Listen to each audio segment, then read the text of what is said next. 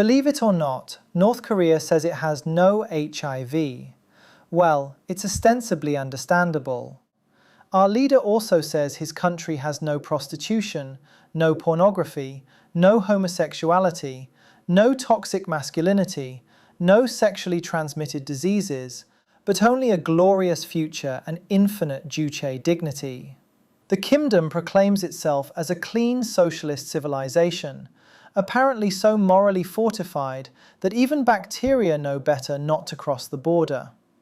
However, in reality, syphilis, gonorrhea, and HIV do spread there, and sometimes are out of control. The state just never openly admitted it.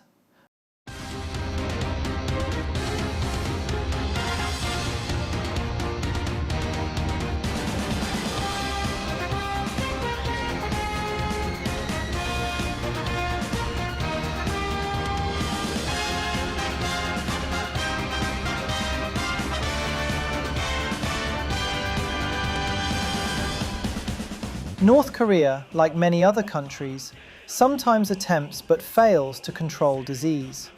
Our leader has tried to eliminate STDs by refusing to discuss the behavior that spreads them. I mean, if there is really no prostitution nor promiscuity, sexually transmitted infections can be controlled naturally. However, international health agencies have, at various points, dealt with HIV treatment in North Korea, and there are doctors quietly treating syphilis and gonorrhea in local clinics. So the real question is not whether North Korea has sexually transmitted diseases. Any human society does have some. The real question is how a country so determined to deny sex in public ended up with a hidden history of sexual disease anyway. In this episode, we trace North Korea's hidden history of sexual health, from the colonial period through the Kim dynasty and into the present moment.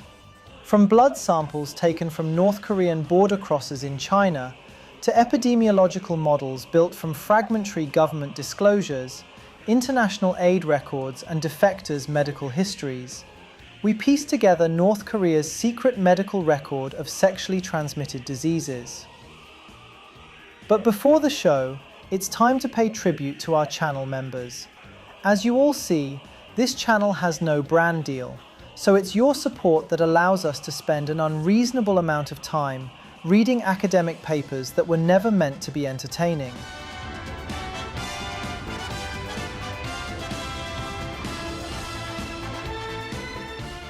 Thank you. Now, buckle up and let's dig in.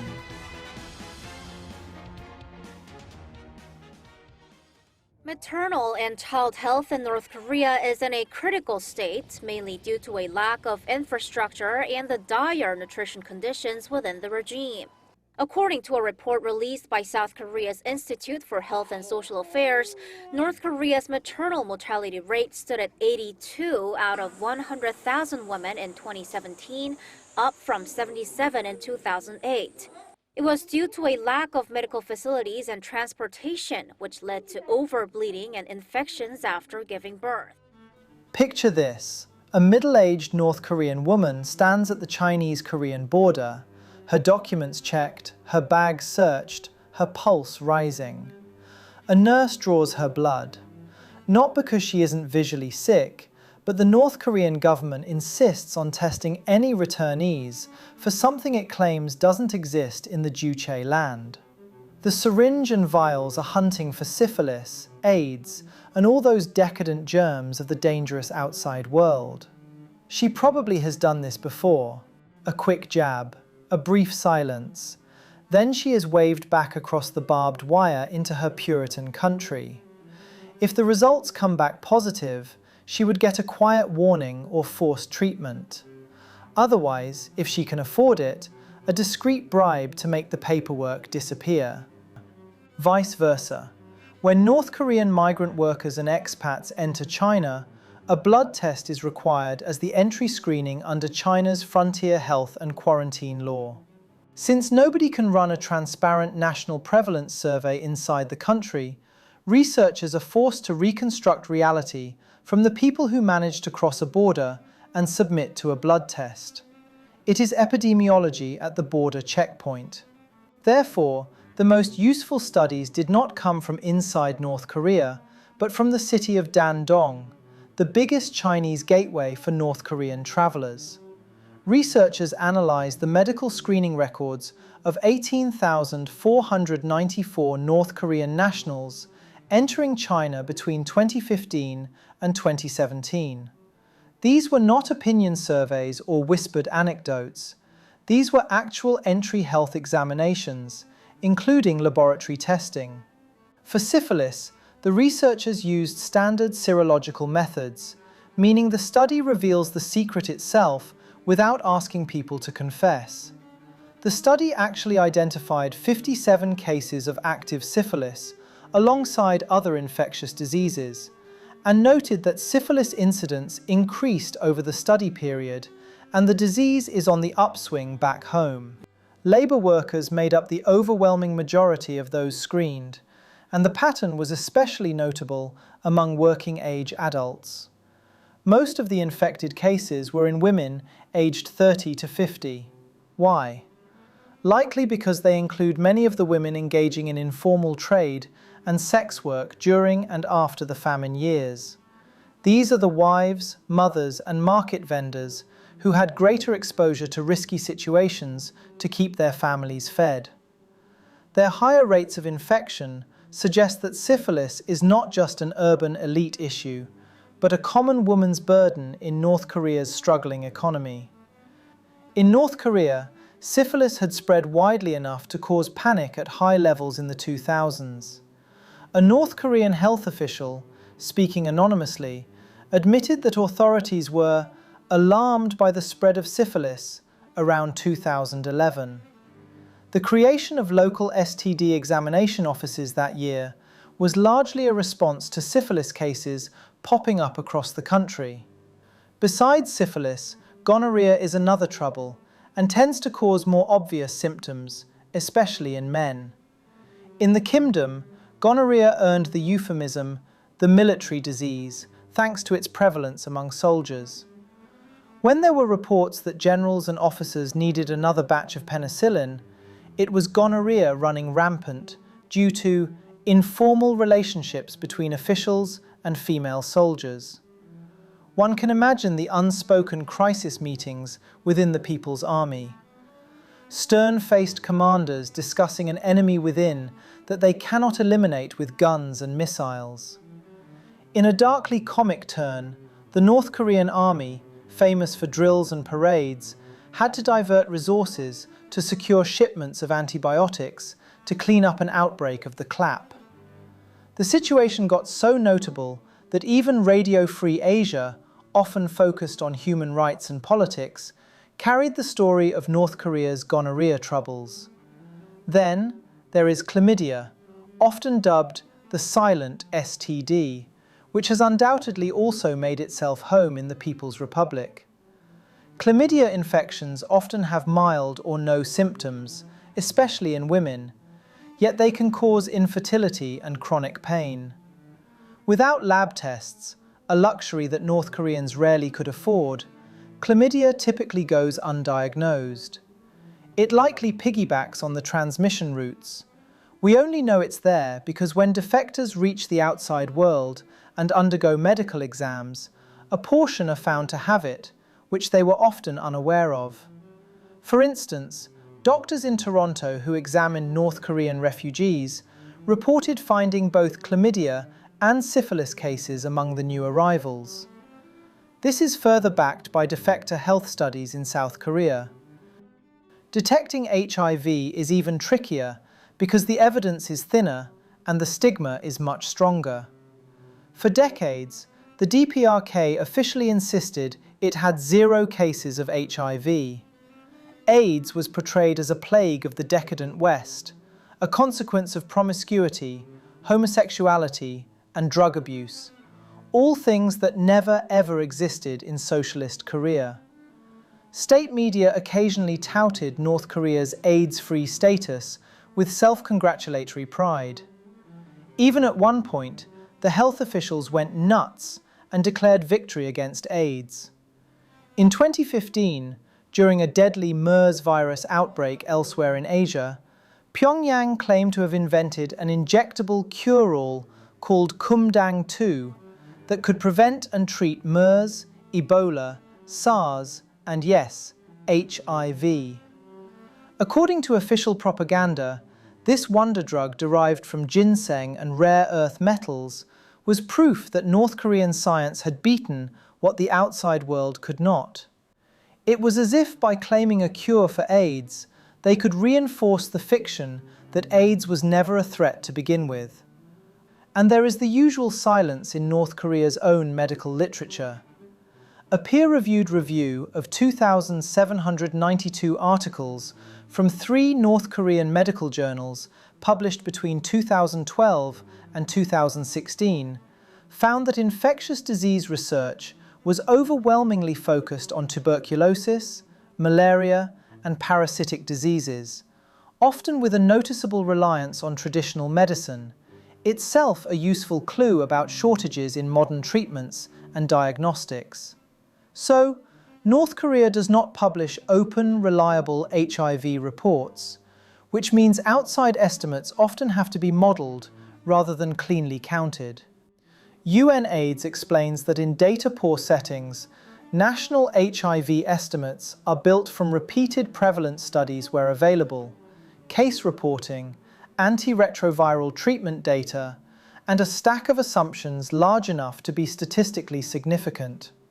North Korea's first confirmed HIV infection was recorded in 1999. How that patient got the virus is not public knowledge. Perhaps a student or soldier who travelled abroad, or a foreign contact. But once HIV found a toehold, it began spreading quietly under the radar. Through the 2000s, there were no public awareness campaigns about safe needle use or sexual transmission, because that meant inadvertently admitting HIV's presence. By the 2000s, accumulating evidence forced a crack in the secrecy. International health organizations gained glimpses of an HIV problem growing in the north. The World Health Organization was given some limited data, and NGOs working with the North Korean Health Ministry started treating patients on the sly. In June 2019, an explosive report in the journal Science finally blew the lid off. North Korea had an estimated 8,300 HIV-positive people in 2018. Far from zero, the infections had been rising steadily since the country's first reported case 2 decades ago. The regime, true to form, still publicly denied any AIDS cases, even as it quietly cooperated with foreign aid to manage them. A New York-based non-profit organization revealed that it was providing antiretroviral drugs to about 3,000 North Korean HIV patients with the government's behind-the-scenes approval. It's such a cognitive dissonance. On one hand, North Korean officials claim that their country is HIV-free. On the other, those same officials are meeting with foreign aid workers in secret to request shipments of AIDS medication for the thousands of patients who do not exist. The way HIV likely spread in North Korea is a tragic mirror of the regime's vulnerabilities. Blood transfusions in hospitals were probably not always rigorously screened, especially during the famine years.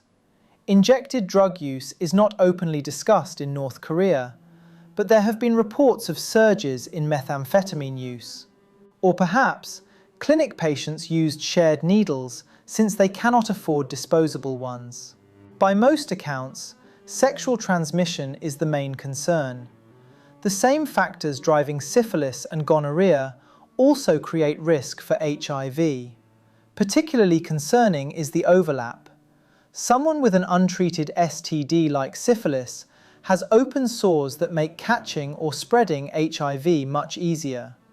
If a North Korean sex worker contracted HIV from some important guests, she could spread it to multiple partners, who in turn might carry it to their wives or other partners.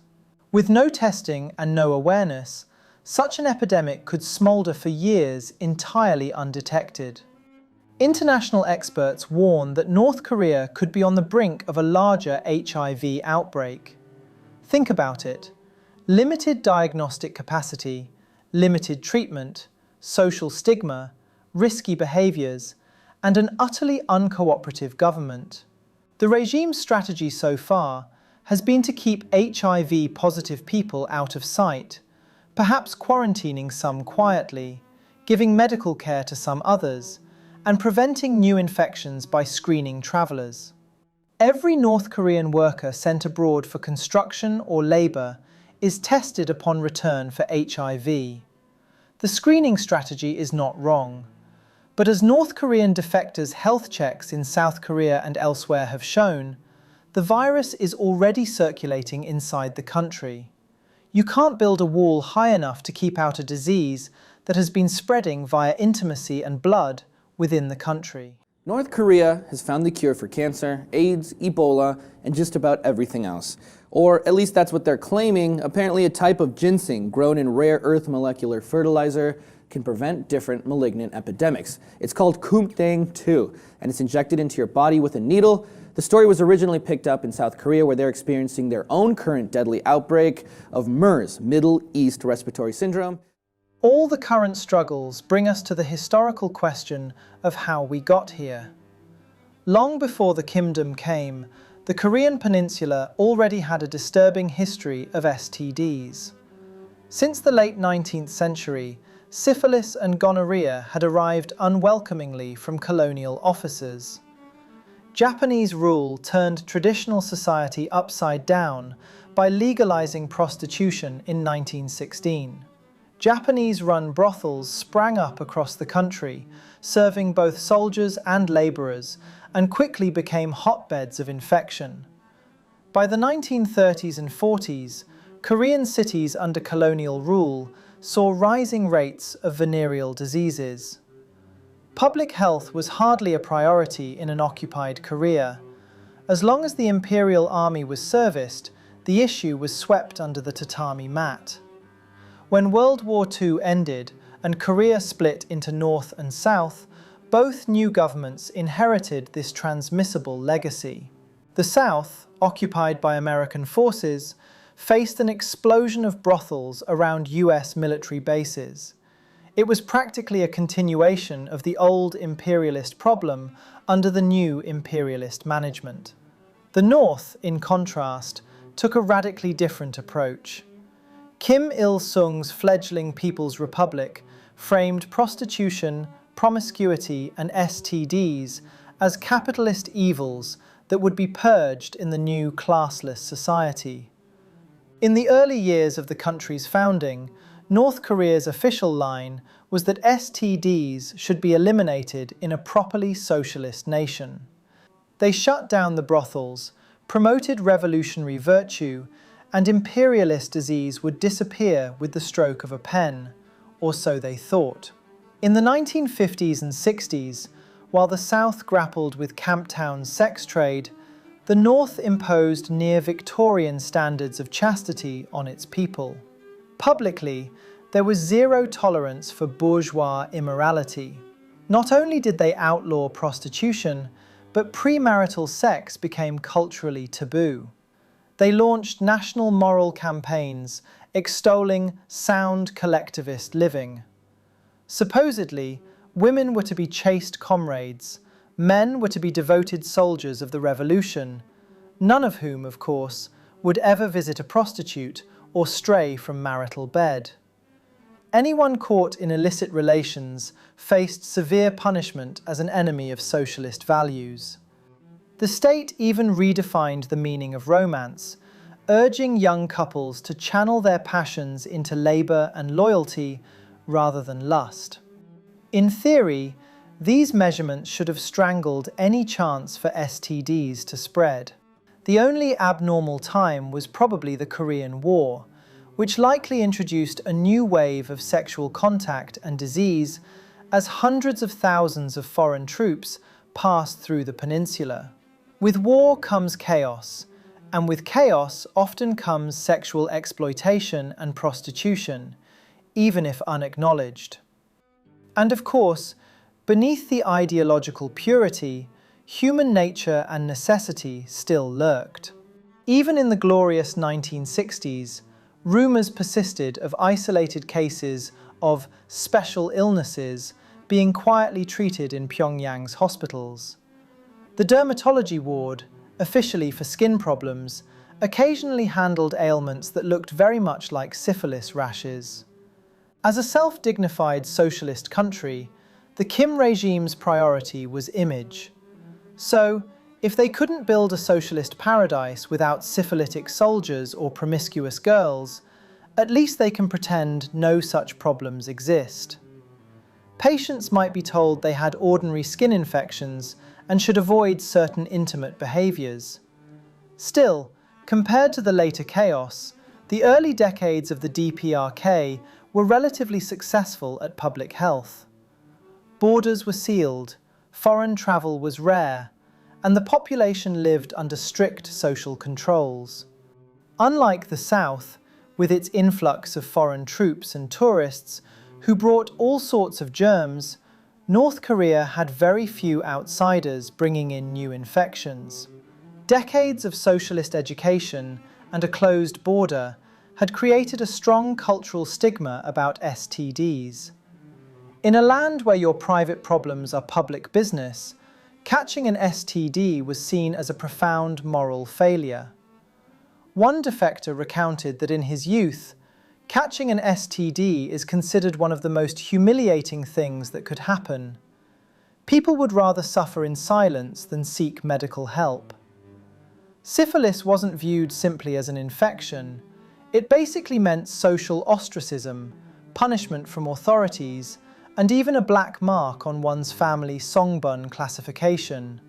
So, people kept quiet. A young woman with untreated chlamydia might endure pelvic pain and infertility rather than go to a doctor and risk being socially shamed and punished. This wall of silence extended to the halls of academia and policy as well. North Korean medical journals, to the extent they existed, rarely, if ever, discussed sexually transmitted infections.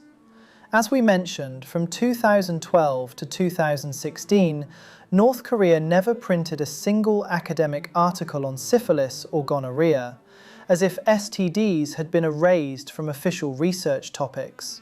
By contrast, South Korean journals openly studied and debated such issues, so I guess we couldn't blame it on the conservative Confucian tradition, which had a polygamous system. The North scientific community towed the line: no sex, no STDs, and no problem. The knowledge gap this created was huge. It further led to generations growing up with zero sex education. Most had no idea how to have safe sex or prevent disease. As one defector put it, "Growing up in Pyongyang, I never heard the word condom. I didn't know what one was." By the 1980s, things started to change. The United Nations Population Fund began working quietly in North Korea around 1985, introducing family planning concepts. For the first time, condoms started to appear in private markets. Sometimes, the state distributed those thick rubber barrier devices as well. But they remained curiosities.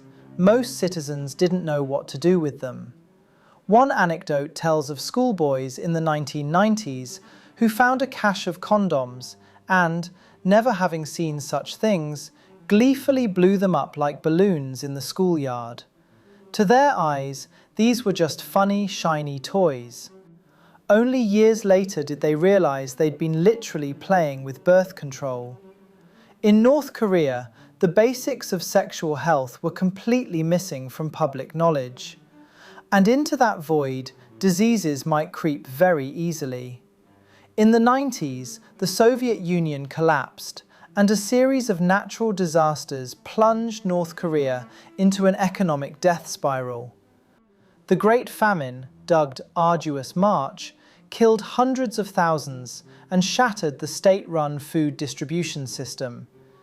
In that scramble to survive, North Koreans did whatever it took, and for some, That meant selling their bodies for food. Prostitution, virtually unseen in the Kim Il-sung era, exploded during the famine. Women who were faced with starving children or aging parents turned to the only marketable commodity they personally owned. A dark joke from that time. In North Korea, we don't have prostitutes, only good mothers doing bad things to feed their kids. These acts of desperation created a nascent sex industry that never fully went away, even after the situation was alleviated. As the regime grudgingly tolerated black markets, a parallel underground network of sexual services grew. By the 2000s, a new moneyed class of smugglers and entrepreneurial officials, dubbed donju, the money masters, had cash to spend on entertainment. They bankrolled secret establishments, opened restaurants with back rooms, massage parlors, bathhouses, all different kinds of fronts for prostitution, and let senior cadres or well-connected military officers protect them.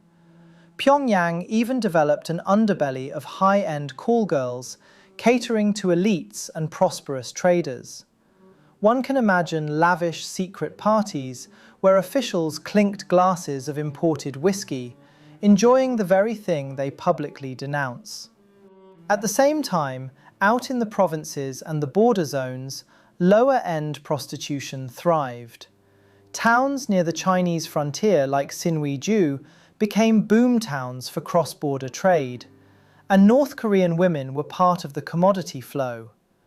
Some slipped into China to work in brothels or bars, and others formed relationships with Chinese businessmen to secure a livelihood. In these areas, condoms were scarce and health checks non-existent. STDs spread quietly through these foreign contacts, then hitchhiked back into North Korea when the women returned home. A North Korean informant from Sinwiju described how many local women who went to China came back with infections. This trend alarmed authorities enough to start mandatory testing of returning females. Another group at risk was the soldiers.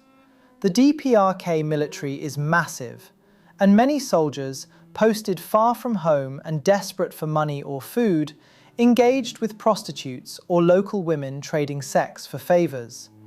Meanwhile, some high-ranking officers turned their female subordinates into concubines, coercing them into relationships.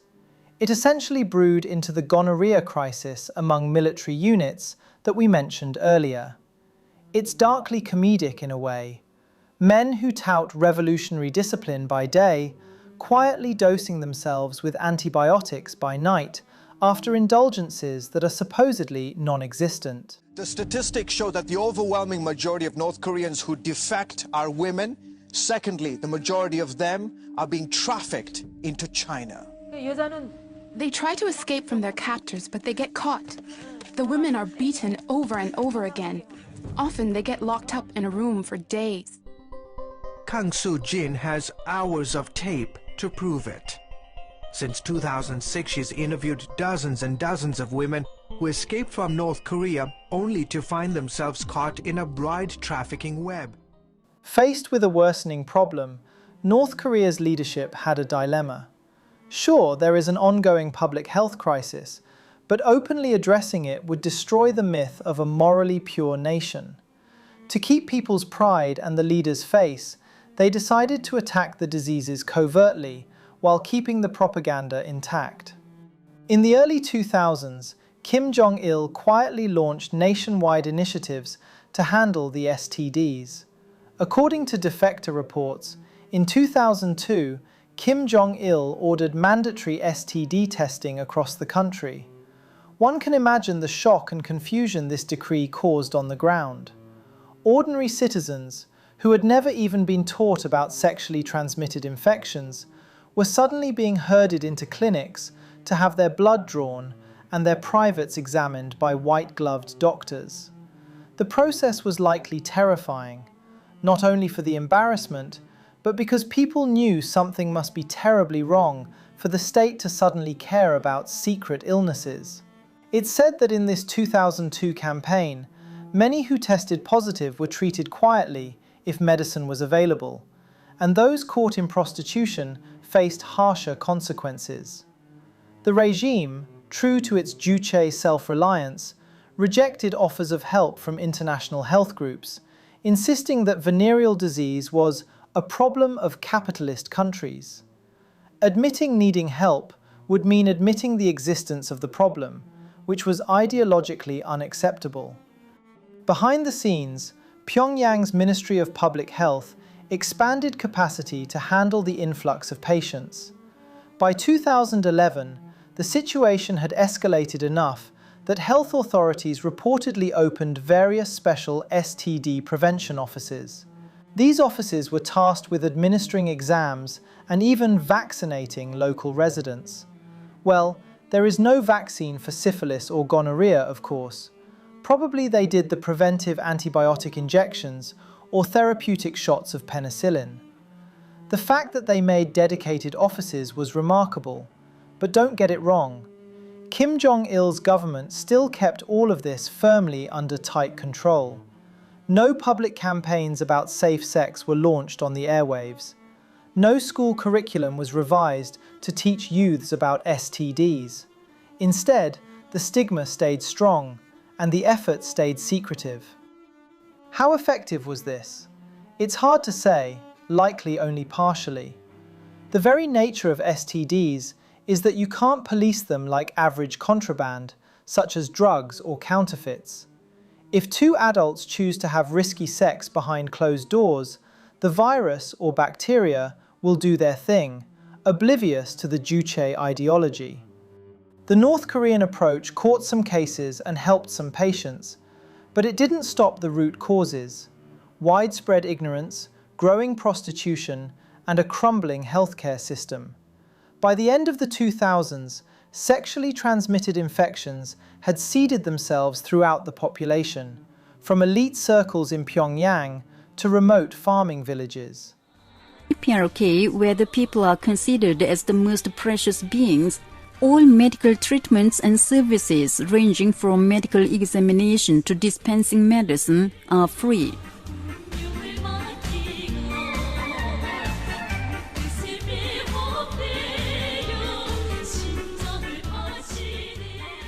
All the citizens enjoy their right to good health, receiving comfortable medical treatment in modern hospitals without paying any doctor's fee or charge for medicine. In the DPRK, where everything serves the people, the unique section doctor system is established to prevent diseases and promote the working people's health. Amid all the statistics and policies, we shouldn't forget the human dimension of STDs in North Korea. Just think of a young North Korean couple on their wedding night. They likely never had any sex education. Whatever they know comes from whispered schoolyard rumors, or perhaps nothing at all beyond basic human instinct. Contraception is foreign to them. The idea of birth control might mean a hope and a prayer. If the husband contracted an STD during his military year, say he had a fling with a prostitute near the base, he might infect the bride on this very wedding night without even knowing he's sick. A few months later, the wife might start noticing strange symptoms or miscarry a pregnancy due to syphilis. She won't know why, or she secretly knows but is far too ashamed to ask. If she goes to a doctor, she might describe some unrelated complaint, hoping the doctor will discreetly treat her without naming the disease. The doctor, bound by old-school norms, might simply give a tonic or some penicillin shots without explanation. The couple stays in the dark, the disease possibly only partly treated. And if you multiply this scenario by thousands, this is how a veil of ignorance and shame perpetuates illness. People suffer rather than seeking medical help, as one defector plainly said. Then there's the story of the sex workers themselves. Take the case of Mrs. Kang from defector testimonies. In the late 90s famine, Mrs. Kang was a married woman with 2 children. When her husband died of starvation, she began trading in the local market to survive. An official with influence took a liking to her and offered to take care of her in exchange for favors. She entered a sexual arrangement out of desperation. Over time, he passed her to a friend, and she also had to entertain some paying clients on the side. Mrs. Kang contracted gonorrhea, which must have come from these men, and fell ill. She dared not go to the hospital, fearing the questions. Instead, she tried a folk remedy, an herbal concoction shared by another woman. It didn't work. Her condition worsened to the point that she was bedridden. Only then did a local doctor, who perhaps was tipped off by a concerned neighbor, visit her at home. He scolded her privately for improper conduct, but nonetheless gave her a series of injections. Since human medicine was scarce, she luckily got some leftover penicillin from the veterinary stock. She barely recovered. But others weren't so lucky. Some women died of untreated syphilis or infections that ravaged their bodies. In North Korea, a completely treatable disease can become a death sentence when it comes with layers of taboo, ignorance, and neglect. Consider also the prison camps, the infamous Kwanliso, where tens of thousands of political prisoners languish. These are places of unspeakable abuses, and sexual violence is known to occur often. It's not hard to imagine STDs spreading in such hellish conditions. To make it worse, North Korean prisoners have no access to proper medical care.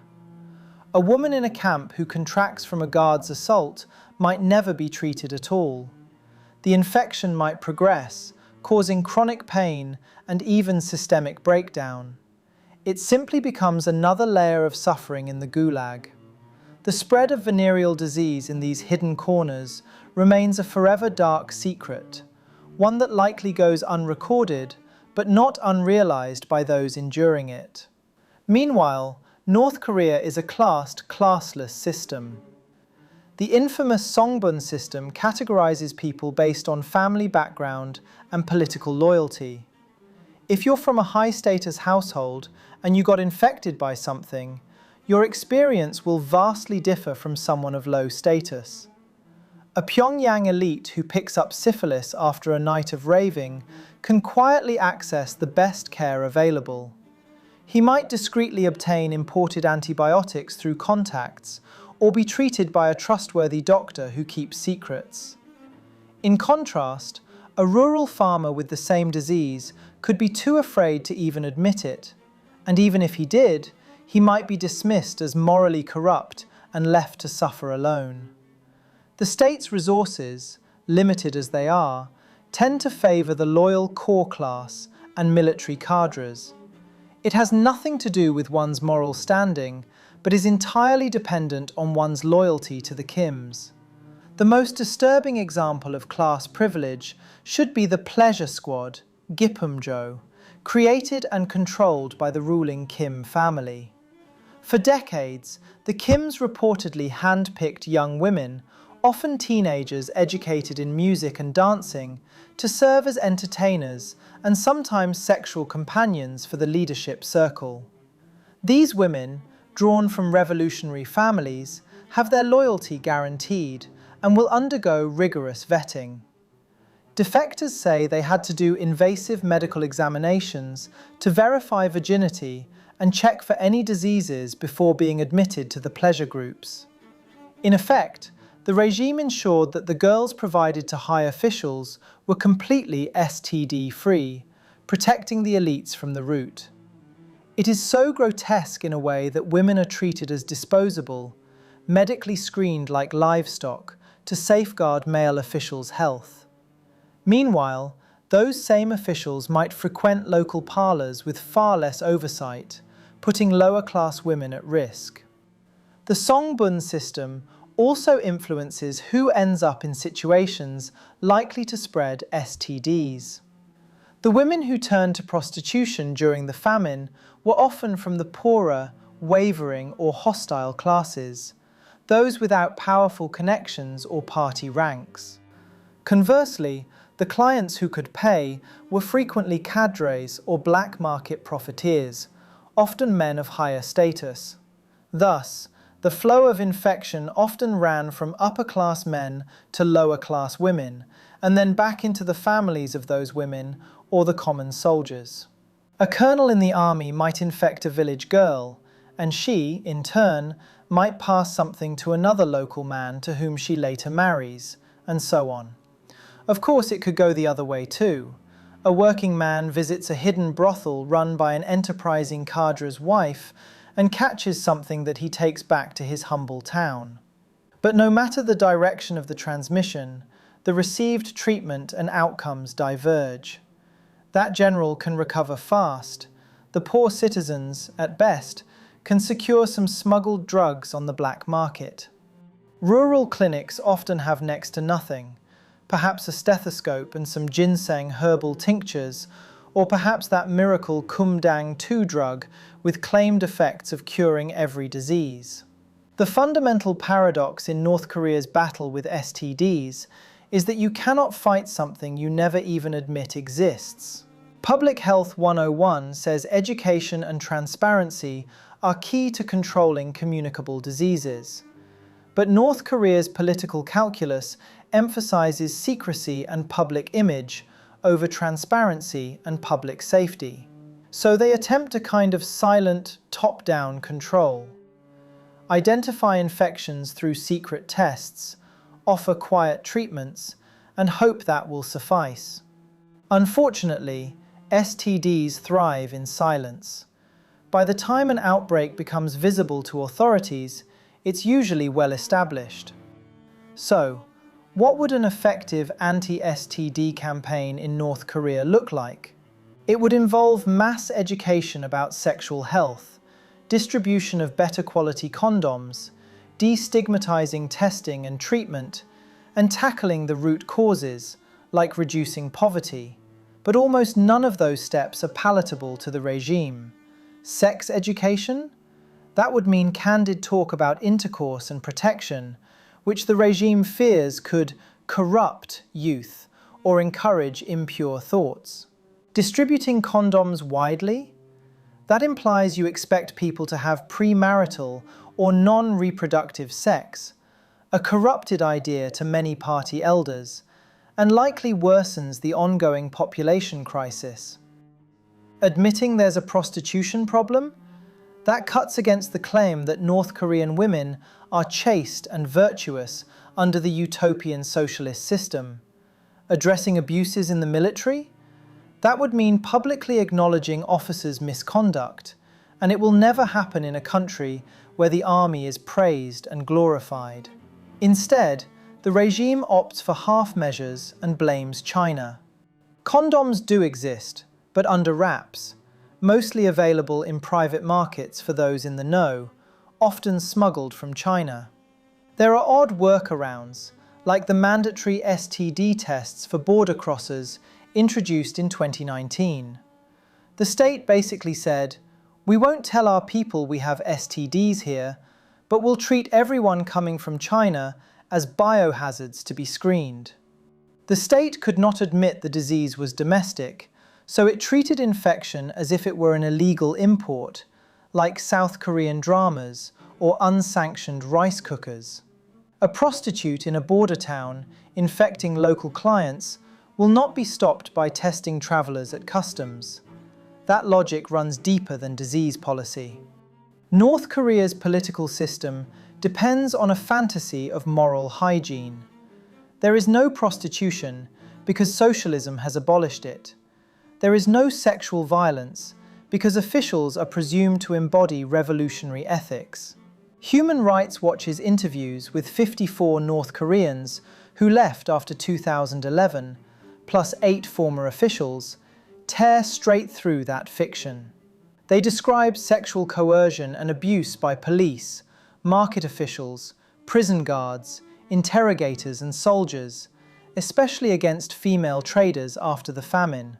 One woman, Oh Jung-hee, described repeated sexual abuse by guards and police around markets. This is not a public health crisis anymore. It's about an intrinsically abusive political structure in which officials can extort sex with impunity. This is a regime that believes that reality can be construed through the deliberate use of language. If the newspapers never print prostitution, if schools never teach condoms, if police treat sexual violence as background noise, then perhaps no such phenomenon really exists. The tragedy is that the very instruments the regime relies on, fear, secrecy, hierarchy, and denial, are precisely the conditions under which STDs flourish. Charles Darwin is right. The disease wins not because it is strong, but because the state has designed such comfortable living conditions for it. A 2024 study of adolescent North Korean defectors found that correct answers on genital anatomy, physiology, masturbation, and contraception were below 20% in some categories. This lack of sex education is not merely the result of the Korean conservative culture, but an institutionalized epidemiological sabotage. At the same time, the regime inspects luggage, screens returnees, and maintains the official fiction that all contamination comes from outside. What it cannot do is govern transmission by decree.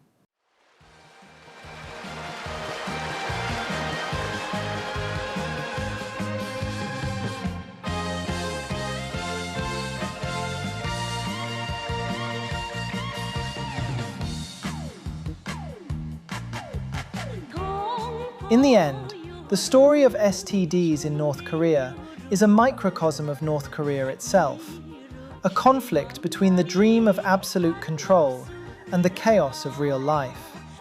It showcases the limits of a dictatorship's power over nature and human behavior. Kim Il-sung could command a Cholima revolution to boost factory output, but he could not oversee everyone's bedroom. Kim Jong-il could order everyone tested, but he couldn't order people to stop feeling hunger, desire, desperation, or to sell their bodies for a full belly. Kim Jong-un can build nuclear missiles and beautiful apartment blocks, but he also inherits this quiet epidemic that no amount of political bombast will scare away. For the North Korean people, there is little choice but to navigate this peril as best as they can.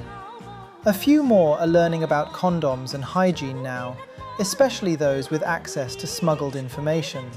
Perhaps over time, knowledge will spread and stigma will lessen. But systemic change is so difficult under a regime that still pretends these problems are minimal or external.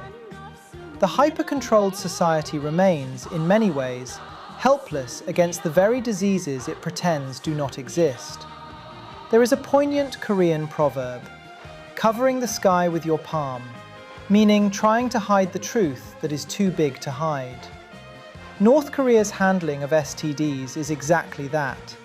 They have been using the palm to cover the sky for decades, and now the sunlight is leaking through.